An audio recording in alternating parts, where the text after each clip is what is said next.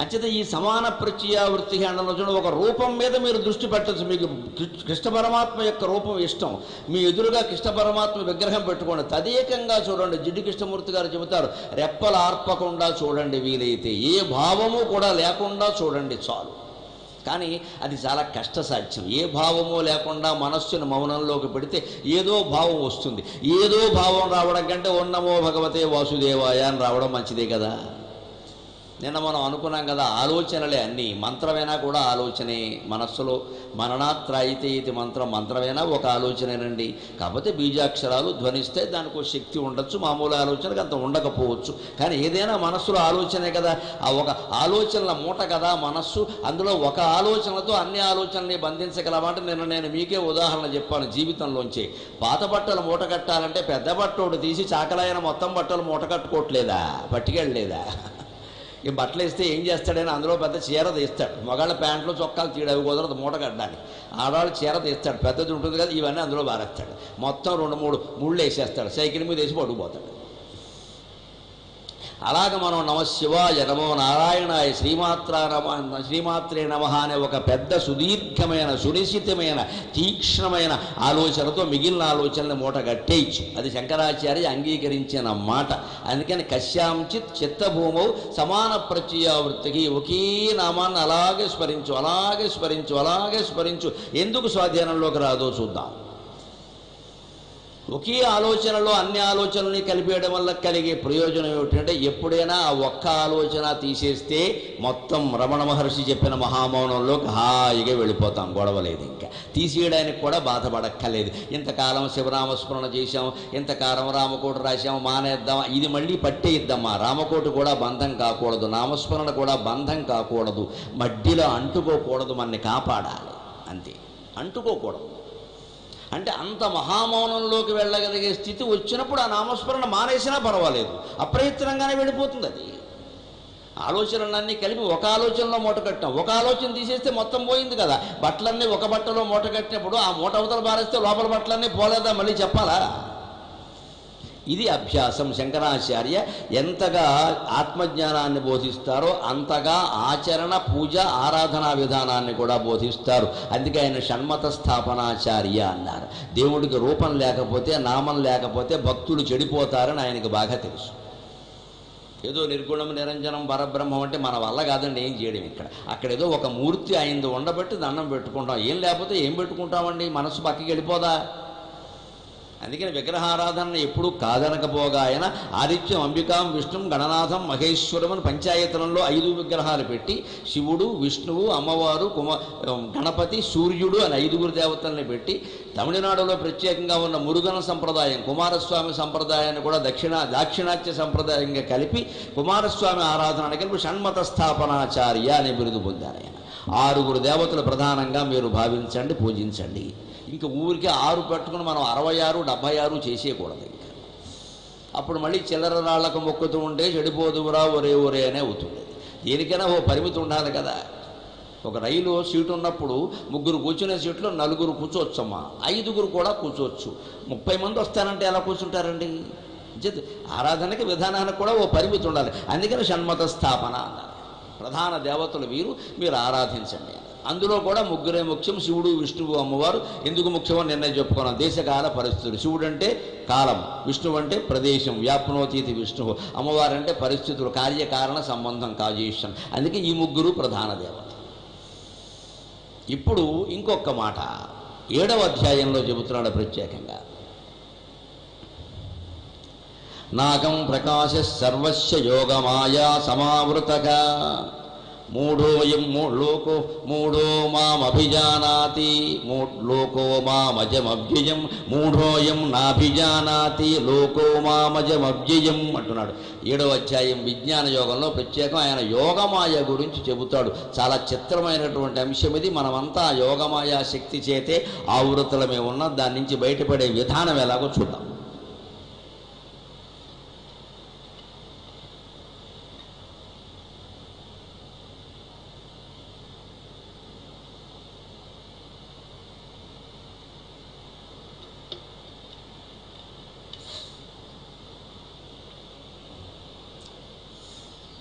నాకం ప్రకాశ సర్వస్య యోగమాయా సమావృతః మూఢోయం నాభిజానాతి లోకో మామజమవ్యయం.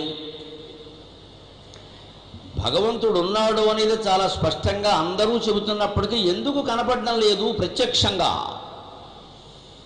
శంకరాచార్య కూడా ఆ ప్రశ్న శివానంద లహరిలో వేశారు. ఏకో వారిజబంధవక క్షితినభో వ్యాప్తం తమోమండలం భిత్వా లోచన గోచరోపి భవతి త్వం కోటి సూర్యప్రభక వేద్య కిం న భవసి అహో ఘనతరం కీదృగ్భవేన్మత్తమక తత్సర్వం వ్యపనీయమే పశుపతే సాక్షాత్ ప్రసన్నో భవ. ఒక్కడే ఉన్నాడయ్యా సూర్యుడు. ఎకో వారిజబంధవక క్షితినభో వ్యాప్తం తమోమండలం భిత్వా. భూమి నుంచి ఆకాశం వరకు ఆయన ఉన్న అంతరిక్షం పైభాగం కదా అది. అంతరిక్షం పైభాగం నుంచి భూమండలం వరకు ఉన్న మొత్తం చీకట్టి పోగొట్టేస్తున్నాడు ఒక్క సూర్యుడండి. రెండో వాళ్ళు లేడు. ఎంత ఆశ్చర్యం ఇది! భగవల్లీలకి ఎంతకంటే ఏమన్నా కావాలా? ఎంత ఆశ్చర్యం ఇది! ఆ సూర్యుడిని ఏమన్నా విజ్ఞానం కనిపెట్టిన వాళ్ళు, ఈ నాస్తికులు, వీళ్ళందరూ ఏమన్నా కనిపెట్టి సూర్యుని అక్కడ పెట్టారా? ఐన్స్టీన్ గారు 3000 పరిశోధనలు చేశాడు, 3000 ఆవిష్కరణలు చేశాడు. ఆయన అడిగారట, ఇన్ని ఆవిష్కరణలు చేశారు కదా, దేవుడు ఉన్నాడని మీరు నమ్ముతున్నారా అంటే, ఉన్న వాటిని మేము కనిపెట్టాం కానీ అక్కడ పెట్టినవాడు వాడే కదా అన్నట్ట. ఐన్స్టీన్ లాంటి వాళ్ళు అలా మాట్లాడతారు. వీళ్ళంతా స్టెయిన్ స్టీల్ గాడు. వీళ్ళు ఏం మాట్లాడితే ఉపయోగమే ఉంది ఇక్కడ. నిజమైన విజ్ఞానవేత్త ఎప్పుడూ దేవుణ్ణి వ్యతిరేకించడు. విజ్ఞానానికి, శాస్త్రానికి, దైవానికి ఏమీ వ్యతిరేకత లేదు. అవి రెండు సమన్వయం చేసుకోవచ్చు హాయిగా. ఆయన అన్నాడు స్పష్టంగాని, సూర్యుడి శక్తితో, చంద్రుడి శక్తితో, విద్యుత్ శక్తితో ఏదో ఉన్నది మేము కనిపెట్టాం కానీ నేనేం కరెంటు కనిపెట్టి అక్కడ పెట్టలేదు కదా, అది అక్కడ ఉందని చెప్పాను నేను. ఎలా బల్బు ఎలా వెళ్ళగాలో చెప్పాను, అంతే కదా. బల్బు కనిపెట్టినవాడు నేనెంత గొప్పవాడిని అయితే ఆ విద్యుత్ కనిపెట్టినవాడు ఎంత గొప్పవాడు. ఇది ఐన్స్టీన్ మాట. అంచేత విజ్ఞాన శాస్త్రం చదివినంత మాత్రాన్ని దేవుణ్ణి కాదని అనవలసిన అవసరమేం లేదండి ఇక్కడ, అజ్ఞానం తప్ప. శంకరాచార్య ఏమంటున్నారు, నిజంగా సూర్యుడు ఉన్నాడు కదా, కనపడుతున్నాడు కదా, ప్రత్యక్ష దైవం. మనం మాఘమాసంలో ఆదివారం పరమాణుడు నైవేద్యం పెడతాం, ప్రత్యక్ష సూర్య నారాయణ అంటుంది. కనపడుతున్నాడు. ఆయన ఎంత పని చేస్తున్నాడు. ఆయన దగ్గరికి మనకి ఎన్ని కోట్ల మైళ్ళ దూరం ఉందండి, ఎన్ని కోట్ల మైళ్ళు. ఇంత దూరం ఆ కాంతి వ్యాపించడమా? పగలల్లా ఈ లైట్లు ఏవీ అవసరం లేకుండా హాయిగా మనం హాయిగా తిరుగుతున్నామా? మంటెత్తిపోతుంటే వేసవకాలం ఇక్కడ 46 డిగ్రీలు. కోట్ల మైళ్ళ దూరంలో ఉన్నవాడు భూమండలం మీదకి, హైదరాబాద్ మీదకి 46 డిగ్రీలు. మళ్ళీ మేము కాకినాడతో తెలిసింది మీ పనేనా ఇవ్వండి, మాకు ఇక్కడ 48 అన్నారు వాళ్ళు 2 డిగ్రీలు ఎక్కువ ఆంధ్రాలో. అందుకని ఇంత కాంతిని గుప్పేసి మొత్తం మీద ఉడికించేస్తున్నాడే మనుషుల్ని, వెలుగు కాకుండా వేడి కూడా పంపించి. ఎంత దూరం ఆయన పక్కన నాంపల్లి స్టేషన్లో ఉన్నాడు ఆయన. ఇది ఇంతకంటే భగవల్లీలకు ఉదాహరణ ఏమైనా కావాలా వేరే? ఈ మాట్లాడేవాళ్ళు ఎవరైనా అక్కడ పెట్టారా ఆయన్ని? అంత సూర్యుడు స్వామి ఏమంటాడు, అంత సూర్యుడు కాంతి గుప్పిస్తున్నాడు, అంత చీకటి పోకూడదు. అంతేకాదు లోచన గోచరోపి భవతి, కళ్ళకు కూడా కనపడుతున్నాడయ్యా. పోనీ కంటితో చూడలేకపోయినా కనీసం ఒకసారి ఇలా చూసి బాబోయ్ నమస్కారం చేసుకుంటున్నావా లేదా? పొద్దున్నే సూర్యుడికి ప్రార్థన పద్యాలు పాటలు పాడుకుంటున్నావా లేదా? పొడుస్తూ బాలుడు పొన్న పువ్వు చాయ, పొన్న పువ్వు మీద పగడంపు పొడి చాయ, శ్రీ సూర్యనారాయణ మేలుకో హరి సూర్యనారాయణ. ఉదయిస్తూ బాలుడు ఉల్లి పువ్వు చాయ, ఉల్లి పువ్వు మీద ఉగ్రంపు పొడి చాయ, శ్రీ సూర్యనారాయణ మేలుకో హరి సూర్యనారాయణ. పాడుకుంటున్నావా లేదా ఇలాగా? అలా మా కళ్ళకు కనపడుతున్నాడు, చీకటిని పోగొడుతున్నాడు. కానీ వేద్యకిం నభవసి త్వం కోటి సూర్య ప్రభక. వేదం ఏం చెబుతోంది? నత్ర సూర్యో భాతి నచంద్ర తారకా నేమా విద్యుతో భాంతి కుతోయం అగ్ని. పరమాత్మ ఉన్న చోట సూర్యుడు ప్రకాశించడు. నత్ర సూర్యో భాతి.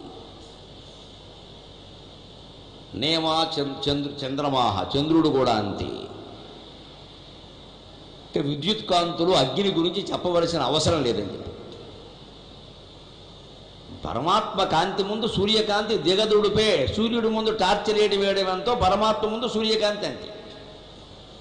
పైగా ఆ సూర్యనారాయణమూర్తి హిందూ దేవతలకి పేర్లు పెట్టారు. ఆ పేర్లు ఎంత మహానుభావులు ఋషులు ఎలా పెట్టారో చూడండి. సూర్యనారాయణమూర్తి, నారాయణ తీసేయండి, ఒట్టి సూర్యగోళం కింద లెక్క, అందులో ఉన్నవాడు నారాయణుడు. అందులో ఉన్నవాడు నారాయణుడు, అంతస్థిత ఆయన నారాయణుడు. అదే తేజస్సు మనలో ఉంది. యశ్చాసావాదిత్యే సయశ్చాయం పురుషే యశ్చాసావాదిత్యే. ఈ జీవుల్లో ఏ కాంతి ఉందో, ఏ తేజస్సు ఉందో అదే సూర్యుల్లో కూడా ఉందయ్యా. ఆ సూర్యుల్లో ఉన్నవాడు నారాయణమూర్తి, నారాయణ తేజస్సు కాబట్టి సూర్యుడు అలా ఉన్నాడు. లేకపోతే ఒట్టి బింబంలా ఉంటాడు ఆయన, వేలాడితే పడిపోయాడు. ఆ నారాయణుడే ప్రపంచమంతా వ్యాపించి ఉన్నాడు. యచ్చకించిత్ జగత్సర్వం దృశ్యతే శ్రూయతే పివా అంతర్బహిష్యత సర్వం వ్యాప్య నారాయణ స్థితః. మరి ఇంత ప్రపంచమంతా వ్యాపించి ఉన్నవాడు సూర్యనారాయణమూర్తి మనకు కనపడుతున్నాడే, చీకటంతా పోగొడుతున్నాడే, ప్రత్యక్షంగా కనపడుతున్నాడే. నువ్వు కోటి సూర్య ప్రభాభాసమానుడివి అంటున్నారు కదా, నువ్వెందుకు కనపడవయ్యా అని ఆయన ఏమంటారంటే, నీ తప్పు లేదయ్యా, నా అజ్ఞానానికి నువ్వేం చేస్తావు. అహో ఘనతరం కీదృగ్భవేన్ మత్తమహ. నాకు ఈ రకరకాల నేను జీవుణ్ణి అనుకుని, నేను దేహం అనుకుని, నేను మనస్సు అనుకుని, నాకు భర్త ఉన్నాడని, నాకు భార్య ఉందని, నాకు పిల్లలు ఉన్నారని, నాకేవో బాధ్యతలు ఉన్నాయని, బరువులు ఉన్నాయని ఈ చెత్త చెదారం అంతా కప్పేసుకున్నానయ్యా. ఇదే తమహ, చీకటి.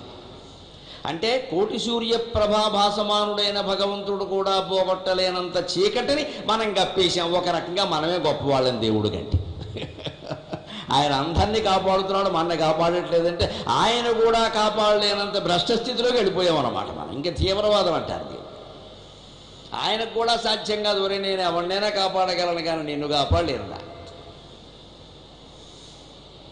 వెనకటికి ఎవడో ఒక ఆయన జగన్నాథ పండితురాయలు లాంటి కవి ఆ పూరి జగన్నాథ స్వామిని చూసి సవాల్ చేశాట. వాడిని కాపాడాను వీడిని కాపాడాను అనడం కాదు, నీకు దమ్ముంటే నా పాపాలన్నీ పోగొట్టారట. కవిగారి లౌక్యాలు అలాగే ఉంటాయి. నీకు దమ్ముంటే నా పాపాలన్నీ పోగొట్టు నీకు దమ్ముంటే, నేను చేసినన్ని పాపాలు ఎవడూ చేయలేదు, ఇంకా నా పాపాలు పోగొట్టు నీకు దమ్ముంటే వాడి పాపాలు వీడి పాపాలు అనడం కాదు అన్నట్టు. ఇప్పుడు ఈయన గారి పాపాలు పోగొట్టకపోతే దేవుడు బరువు పోతుంది. ఇక్కడ కవులు అలాగే మాట్లాడతారు లౌక్యంగా, మొత్తం ఆయన నెత్తి మీదకి దోసేయడం. నీకు దమ్ముంటే నా పాపాలు పోగొట్టవయ్యా అన్నట్టు బెదిరిస్తాడు అవసరమైతే. అంతేకాదు బౌద్ధులు జైనులు బాగా విజృంభించి పూరిలో వాదనలు చేసే రోజుల్లో ఒక ఆయన ఉన్నట్ట, ఉపస్థితానాం బౌద్ధానాం మదధీనాహితే గతి అన్నట్ట. ఇక్కడ బౌద్ధులు జైనులు బాగా ఉన్నారు, వాళ్ళు దేవుళ్ళు లేడని రకరకాలుగా వాదిస్తున్నారు. వాళ్ళు దేవుడు ఉన్నాడని నిరూపించి నీ గౌరవం నిలబట్టాలంటే వైదిక పండితుడు నేనే దిక్కు, నన్ను కాపాడుకో అన్నట్టు. ఇదో బేరం ఇక్కడ. అద్వైతిని వేద పండితుడిని నేను ఒక్కడే ఉన్నాను ఇక్కడ, నేను నిలబడితేనే నువ్వు ఉంటావు, లేకపోతే నీ గుడి మీద దాడి చేస్తారు. ఎందుకంటే ఆ రోజుల్లో రాజులు బౌద్ధాన్ని అవలంబించారండి. రాజులు ఏది అవలంబిస్తే అదే కదమ్మా. రాజుగారు స్వామీజీ దగ్గరికి బాగా వెళ్ళి అస్తమానం దండాలు పెడుతుంటే అందరూ అక్కడ కడతారు. ఆయన వెళ్ళడం మానేస్తే మిగిలిన వాళ్ళు కూడా మానేస్తారు. నమశివాయ. అందుకే స్వామీజీలు కూడా రాజకీయాన్ని ఆశ్రయిస్తారు. బాగా రాజు పరిపాలించే వాళ్ళు వస్తే అందరూ వస్తారండి, మామూలు వాళ్ళు వస్తే ఎవరు వస్తారు. కానీ ఇందులో ఉండేది ఇబ్బంది ఏమిటి అంటే, వాడు రావడం మానేస్తే అందరూ మానేస్తారు. అంతేకాదు వాడు పగబడతాడు, కక్ష కడతాడు, ఏం చేస్తాడో తెలియదు. అందుకని భగవంతుని నమ్ముకోవాలి, రాజుల్ని పరిపాలకుల్ని నమ్ముకోవడం కాదు ఇక్కడ. ఆయన ఎలా చూడాలో అన్నీ చూస్తాడు. అలాగే సూర్యుని చేతం కనపడకుండా చేస్తున్నది నా మాయ ఉంది, తమో గుణం. దాన్ని ఎలా పోగొట్టుకోవాలి, అది ఎటువంటి మాయ అంటే ఇక్కడ 7వ అధ్యాయంలో చెబుతున్నారు. నాకం ప్రకాశ సర్వస్య. అన్ని చోట్ల నా ప్రకాశం ఎందుకు కనపడటం లేదు అంటే, నా తప్పు కాదయ్యా అది, నేను కనపడుతూనే ఉన్నా, నేను వెలుగుతూనే ఉన్నా. యోగమాయ సమావృత. యోగమాయ కమ్మింది. నన్ను అంటారు, నన్ను అంటే దేవుణ్ణి మాయ కమ్మడం ఏమిటంటే అజ్ఞానం. మనకి దేవుడు కనపడకుండా మధ్యలో యోగమాయ అడ్డం వచ్చింది. సూర్యుడిని మబ్బులు గమ్మేయండి మాట్లాడతాం కదా మనం. ఇవాళ సూర్యనారాయణమూర్తి కనపడలేదండి, దాన్ని ఏమంటారంటే సంస్కృతంలో మేఘచ్చన్హే అన్ని దుర్దినం అంటారు. దుర్దినం అంటారు దాన్ని. ఇప్పటికీనండి కొంతమంది మహానుభావులు ఉన్నారు, వాళ్ళు సూర్యనారాయణమూర్తిని చూస్తే కానీ భోజనం చేయరండి. మా బంధువుల్లో కొందరు ఉన్నారు, నేను ఆశ్చర్యపోయాను. సూర్యుడిని చూస్తే కానీ భోజనం చేయరండి. మొత్తం వర్షం కురిసి మేఘాలు కమ్మేసి సూర్యుడు కనపడకపోతే అన్నం మానేస్తాను. మంచినీళ్ళు కూడా తాగరండి బాబు, అంత నియమం అది. సూర్యుడు కనపడలేదు ఇవాళ బతుక అంటారండి, అదో నియమం. ఆ నియమమే నిష్ఠ. ఇప్పుడు నియమాలు ఉండాలి, నియమం ఉంటే నిష్ఠ ఉంటుంది, నియమం లేకపోతే నిష్ఠ ఉండదు. సంధ్యావందనం ఉతికిన బట్టలతోనే చేయాలా, కూర్చొని చేయాలా, అంతే చేయాలి. నీ ఇష్టం వచ్చినప్పుడు పడుకుని సంధ్యావందనం చేయడం ఏంటి ఇక్కడ, కుదరదు. అక్కడ మనస్సు ముఖ్యం. ఇవన్నీ బద్ధకస్తులు చెప్పే మాటలు ఇక్కడ. ఆ మనస్సును కూర్చోబెట్టి లగ్నం చేయలేవాడు, పడుకుని లగ్నం చేయాలా? ఇది అనారోగ్యం వస్తే వేరే విషయం. నియమం ఎందుకు పెడతారు అంటే నిష్ఠ కుదరడం కోసం. అంచేత నియమం. స్నానం అంటే స్నానమే, ఉతికిన బట్ట అంటే ఉతికిన బట్టే. పట్టుబట్ట కట్టమని ఎవరు చెప్పలేదు ఇక్కడ. ఉతికిన బట్ట సాగు. రాత్రిల్లా పడుకున్న బట్టతో కూర్చొని సంధ్యావందనం చేస్తామండి బుద్ధి లేకుండా. అసలు నిష్ట మాత్రం అలా కుదురుతున్నప్పుడు లోపల నుంచి చీమలు దోమలు బాగుతుంటాడు, ఇక్కడ వాసన వస్తుంటే బట్ట. అందుకోసం చెప్పారు నియమం ఉంటే నిష్ట ఉంటుంది. అందుకని అంత చేసినా కూడా మాకు అజ్ఞానం పోవట్లేదు, అంత కమ్మేసుకున్నాం ఇక్కడ. దానికి ఏం చెబుతున్నాడు, నేను వెలుగుతూనే ఉన్నానయ్యా, మబ్బులు కమ్మే, సూర్యుని మబ్బులు కమ్మే అంటారు, అజ్ఞానపు మాట. వాక్యాన్ని తిరగేయాలి. సూర్యుని మబ్బులు కమ్మడం ఏంటండి? ఈ మబ్బు ఎంత, దాని శక్తి ఎంత సూర్యుడిని కమ్మడానికి? అంటే మనకి సూర్యుడు కనపడకుండా చేస్తున్నది మబ్బు, అంతేగాని సూర్యుడిని కమ్మలేదు. ఇది మన మాటలన్నీ ఇలాగే ఉంటాయి విచిత్రంగా. విజయవాడ స్టేషన్ వచ్చింది, విజయవాడ స్టేషన్ వచ్చింది అంటాడు. విజయవాడ స్టేషన్ ఎందుకు వస్తుందండి? అది జడ పదార్థం, అది ప్లాట్ఫారం. మేము పుట్టినప్పటి నుంచి అక్కడే ఉంది. విజయవాడ స్టేషన్కి మనం వచ్చాం, కానీ ప్రయాణం చేసిన ఎప్పుడూ కూడా విజయవాడ స్టేషన్కి నేను వచ్చాను అనడం, నేను వెళ్ళలేదు, నేను కూడా అనలేదు. ఇంతకంటే అబద్ధం ఉందా? అబద్ధానికి శిక్ష వేస్తే వీళ్ళందరికీ వేయాల్సిందే. విజయవాడ వచ్చిందంటాడు, వరంగల్ వచ్చిందంటాడు, కాకినాడ వచ్చిందంటే బుద్ధి ఉందా లేదా? కాకినాడ ఎందుకు వస్తుందండి? అక్కడే ఉంది. కాకినాడకి మనం వచ్చాం, విజయవాడకి మనం వచ్చాం, వరంగల్కి మనం వచ్చాం, కానీ వాక్యం ఎలా చెబుతున్నాం? తిరగేసి చెప్పాం. అలాగే మబ్బులు సూర్యుడిని గమ్మేసాయి, ఇదో అజ్ఞానం.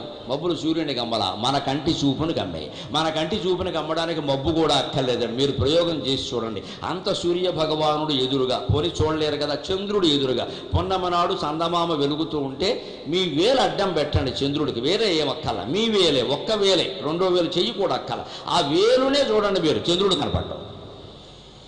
వేలుని చూడండి అంతే, ఇంకా వదలకండి, వేలు మీదే దృష్టి పెట్టండి. అవతల చంద్రుడు ఉన్నాడు, కనపడ్డ మీకు. ఇప్పుడు దోషం మీ చూపుదా, చంద్రుడుదా, వేలుదా? చంద్రుడిది కాదు, వేలుది కాదు, మన చూపుది. అంటే మనం మార్చుకోవాల్సింది మన చూపునే. అందుకే భగవంతుడు ఏమంటాడు, మూఢోయం నాభిజానాతి లోకో మాం అజం అవ్యయం. ఈ జీవుడు ఒక్కొక్కడు ఎంత మూర్ఖుడు ఉంటాడు అంటే, అజం అవ్యయం, పుట్టుకే లేనివాడిని, నాశనం లేనివాడిని, ఎప్పుడూ ఉండేవాడిని, సదాతనుణ్ణి, సనాతనుణ్ణి, నన్ను నమ్మడయ్యా, నేను లేనంటాడు. నేనేం చేయని దానికి యోగమాయ కారణం అన్నారు. యోగమాయ ఏమిటో చెప్పాలి శంకర భాష్యం అంటే. ఈ అర్థం నేను చెప్పగలను, ఎంతవరకు చెప్పింది. యోగమాయ ఏమిటి? యోగ నిద్ర, యోగమాయ. కొన్ని మాటలు ఉన్నాయి మనకి, యోగ నిద్ర, యోగమాయ. ఈ యోగ నిద్ర ఏమిటి? మనకి భోగనిద్ర తెలుసు, రోగనిద్ర తెలుసు, యోగ నిద్ర తెలియదు. శుభ్రంగా తినేసి పడుకోవడం భోగనిద్ర, అనారోగ్యంతో ముక్కుతూ ములుగుతూ పడుకోవడం రోగనిద్ర. యోగ నిద్ర వరకు తెలుసునండి. నిద్రలేని యోగాలు మనకున్నా కానీ యోగ నిద్ర మనకు తెలియదు. కానీ విష్ణుమూర్తి యోగ నిద్రలో ఉంటాడు. ఆయన మొత్తం చుట్టూ అందరూ ఉంటారు, అన్నీ చూస్తూనే ఉంటాడు, ఆయన వాటితో అంటుకోకుండా ఉంటాడు. అసంగం, అసంగం అంటే అది యోగ నిద్ర. మనం జీవితంలో కూడా అలాగే ఉండాలి. ఇంట్లో అన్ని పనులు జరుగుతూ ఉంటాయి, మనం ఎక్కడ మాట్లాడాలో అక్కడ మాట్లాడి పొట్టలోకి వెళ్ళిపోవాలి పావులాగంతే. అస్తమాను వేలెట్టి సంటేయకూడదు. ఇంకా ఆడదాని పని ఆడదాన్ని చేసుకోవాలి, మగాడి పని మగాడు చేయాలి, పిల్లల పనులు పిల్లలు చేసుకోవాలి. కొంతమంది యజమానులు ఇంట్లో మగాళ్ళు ఎలా ఉంటారంటే వీడు ఒక్కడికే అన్నీ తెలిసినట్టు, ఎవరికీ లేనట్టు, మాటి మాటికి వంటింట్లోకి వెళ్ళి ఆవిడ మీద కేకలు, పిల్లల గదిలోకి వెళ్ళి పిల్లల మీద కేకలు, పక్కింట్లోకి వచ్చి కేకలు. ఎందుకంటే ఈయన పెద్ద యజమాని అందరికీ తెలియాలి. ఇక్కడ ఈయన లేకపోతే ఏది నడవదని. ఈయనకి బీపీ కారం, త్వరలో పోవడం ఖాయం. అసలు వంటింట్లోకి వెళ్ళి ఆవిడ పనిలో వేలెట్టకుండా ఉంటే శుభ్రంగా చేస్తారు వంట. మా ఇంట్లో రహస్యం అదే, నేను ఎప్పుడూ వేలెట్టాను. ఆ జోలికి వెళ్ళాను, సుఖంగా ఉంటుంది వంట. అక్కడికి వెళ్ళి ఇది అన్నామనుకో, ఏదో ఉప్పు వేసేది, కారం ఎక్కువ వేస్తారు, ఒళ్ళు మడిపోతుంది. ఎందుకు వచ్చింది నమ్మాం కదా. ఇంక ఇప్పుడు చెప్పేది ఏమిటంటే ఇన్నేళ్ళు వచ్చాక అంతే. వేలెట్టద్దు అనవసరంగా. అవసరమైంది ఏదైనా చెప్పవలసి ఉంటే చెబుతారు అంతే. అదే మొగాళ్ళ పనులు ఆడాళ్ళు వేలెట్టక్కల. ఆయన ఎవడో అప్పు ఇచ్చిన వాడు ఎవడో వచ్చాడు, మొగాడు మాట్లాడుతున్నాడు, ఆడాళ్ళు లోపల ఉండాలమ్మా, అక్కడ కుర్చీ వేసి కూర్చో, మీ ఆయన మీకు తెలియదని వద్దమ్మా, నా తప్పది. సంసారం నాశనం అయిపోతుందమ్మా, నాకేం మొహమాటం లేదు చెప్పడానికి. మీకేం తెలియదు, మీరు అలా ఉండండి అని అప్పిచ్చేవాడితో ఆడదండి మాట్లాడటమా? ఇక వాడు వింటాడు మాట, లోకు కట్టేస్తాడు మొత్తం. అటువంటి పనులు మొగాళ్ళే మాట్లాడాలి, ఆడాళ్ళు జోక్యం చేసుకోవద్దు అక్కడ. ఖచ్చితంగా పూర్వపు సంసారాలు అలాగే ఉండేవి. అలా ఉంటేనే సంసారం నడుస్తుంది.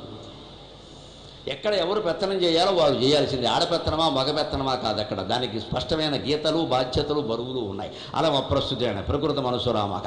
యోగమాయ ఏమిటి? కృష్ణ శంకర భగవత్పాదులు ఏం చెబుతారంటే, యోగ గుణానాం యుక్తి ఘటనం శైవమాయ యోగమాయ. ఏమిటి యోగం అంటే? గుణానాం యుక్తి. 3 గుణాలు ఉన్నాయి కదా, సత్వగుణం, రజోగుణం, తమోగుణం. ఈ 3 కలిసిపోతూ ఉంటాయ్యా, కలగాపులగం అయిపోతాయి. ఎప్పుడు ఏది పైకి వస్తుందో, ఎప్పుడు ఏది కిందకెడుతుందో తెలియదు. ఇదే పెద్ద మాయ, ఇదే యోగమాయ అన్నాడు. మనలో సరిగ్గా ఇదే జరుగుతుంది, గమనించి. ఇదే జరుగుతుంది, గమనించి. అది ఎంత విచిత్రంగా ఉంటుంది అంటే, ఒకరెవరో వస్తామని చెప్పారు మన ఇంటికి. వాడు వస్తామని చెప్పగానే వాడు మనకి మిత్రుడైతే ఒక రకంగా ఆలోచిస్తాం, వ్యతిరేకైతే ఇంకోలా ఆలోచిస్తామా లేదా? ఖచ్చితంగా వస్తాడు, ఏదో ఒకటి అంటాడు, నాకు తెలుసు వాడి బుద్ధిది, వాళ్ళ నాన్నంతే అనకుండా ఎలా ఉంటాడు, ఇన్ని ఊహలు చేస్తామండి. పెద్ద మాయ.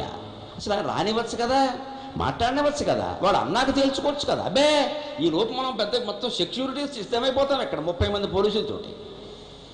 ఎందుకంటే వాడు మనకి వ్యతిరేకి. తీరా ఆయన వచ్చాక, అయ్యా క్షమించండి, మిమ్మల్ని అనవసరంగా అన్నాను, క్షమించమని అడుగుదామని వచ్చాను అని కాళ్ళమే పడ్డాడు అనుకోండి, మనం ఈ మొత్తం చేసిన ఊహంతా నాశనం అయిపోయిందే లేదా? అంత ఓపిక పట్టలేమా మిత్రమా? ఇంత ఊహల్లోకి వెళ్ళిపోవాలా? శత్రువు వచ్చినా మిత్రుడు వచ్చినా రానివ్వచ్చు కదండి, మాట్లాడవచ్చు కదండి, మాట్లాడాక మనం ఏదో చర్య తీసుకోవచ్చు కదా, అవసరమైంది. మనం అంతవరకు ఆగలేవండి. ఇదే గుణానం అంటే వాడు పేరు చెప్పగానే మనలోంచి తమో గుణం పైకి వచ్చేసింది ఇక్కడ. అలాగే కొంతమంది ఎవరినైనా మనం మంచివాళ్ళుగా భావించామనుకోండి, అతి మంచిదనం చూపిస్తాం. ఇంకా ఓ దగ్గరికి వెళ్ళిపోయి మనం బతిమారేస్తూ ఉంటాం. అక్కడ వెంటనే వాళ్ళు దాన్ని కూడా లోకుగా తీసుకుంటారు. పని మనిషి రేపు వస్తుందో రాదో అని అనుమానం వచ్చిందనుకోండి, ముందు రోజు ఏం చేస్తాం, అది రాగానే మంగళహారతి పని మనిషి పార్వతి మానకే మధుమతి మానితే అధోగతి మంగళహారతి అని పడతాం. అది ఖచ్చితంగా మానాడు మానేస్తుంది. ఎందుకంటే నువ్వు నేను దిష్టి తీసావు, నాకు దిష్టి తగిలిందని చెబుతుంది. ఇంత హారత పట్టాల్సిన పని ఉందో దానికి. మానేస్తే ఇంకోళ్ళు పెట్టుకుంటాం. ఏంటట, పని మనిషితో మాట్లాడేటప్పుడు ఎప్పుడైనా సరే నువ్వు మానేస్తే నీకు నష్టం నాకు నష్టం కాదని ఇల్లాలు మాట్లాడగలిగితే ఖచ్చితంగా ఉంటుంది. నోరు మూసుకుని ఉంటుంది, తిరుగులేదు. ఇంకా మానేయకే అని గడ్డం పట్టుకుంటే మన్నడే మానేస్తుంది.